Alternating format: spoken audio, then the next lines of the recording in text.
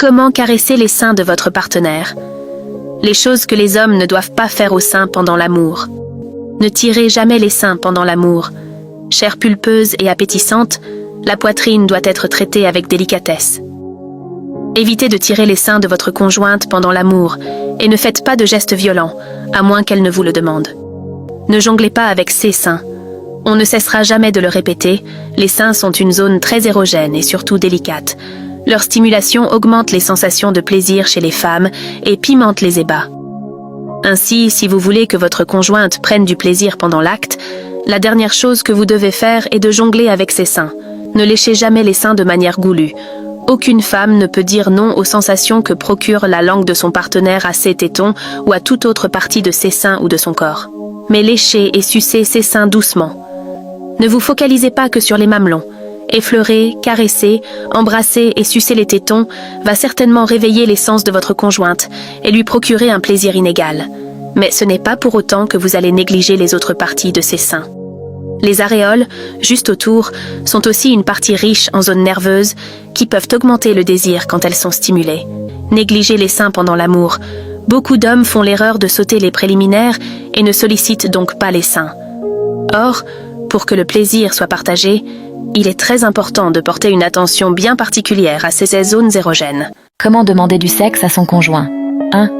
Touchez-le sur les zones stimulantes pour le mettre dans l'ambiance. Mamelon, cou, dos. 2. Embrassez-le. Les baisers nous font presque toujours penser à faire l'amour. 3. Prendre des douches ou des bains ensemble. Invitez votre conjoint à la douche. Faites-en une habitude. Soyez ludique là-bas, le sexe va arriver. 4. Envoyez des messages coquins à votre conjoint pendant la journée pour lui dire ce que vous allez lui faire. Au moment où vous rentrerez à la maison, vous serez tous les deux d'humeur. 5. Massez le corps de votre conjoint, le toucher et les soins excitent votre conjoint. 6. Habillez-vous pour le sexe. Il y a de la lingerie que vous portez qui dit à votre conjoint « Je veux du sexe, je me sens sexy ». 7. Dormez nus ensemble. Plus l'accès est grand et facile, plus le sexe est important. 8. Traitez bien votre conjoint. Nous sommes excités lorsque nous sommes près du conjoint qui nous traite bien. 9. Touchez votre conjoint entre les jambes. Ne tournez pas autour du pot. Madame, mettez vos doigts dans son boxeur et caressez son arme jusqu'à ce qu'elle soit dure. Mec, mets tes doigts dans sa culotte et frotte jusqu'à ce qu'elle gonfle. Les hommes aiment une femme sexuellement agressive. Les femmes aiment un mari qui a faim d'elle et qui est imprévisible. Comment rendre un homme heureux? 1. Quand il est en colère, au lieu de riposter, reste tranquille et va le voir quand il est calme pour lui expliquer pourquoi tu as commis l'acte qui l'a énervé, et excuse-toi. 2. Honore sa famille. Prends les nouvelles se séparant régulièrement. 3. N'accepte jamais que la femme de ménage fasse à manger, sauf si tu es sûr qu'elle ne cuisine pas mieux que toi. 5. Quand il est sous la douche, va frotter son dos. 6. Dis-lui tout le temps que tu as la chance d'avoir un homme comme lui. 7. Apprécie-le quand il fait un effort.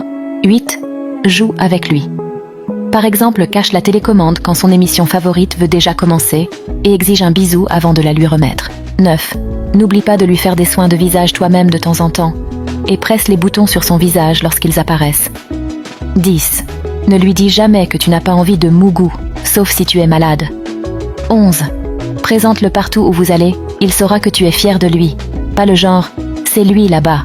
Tu dois dire « je te présente ma raison de vivre ». Et enfin, fais-lui confiance tant que tu n'as rien vu d'anormal.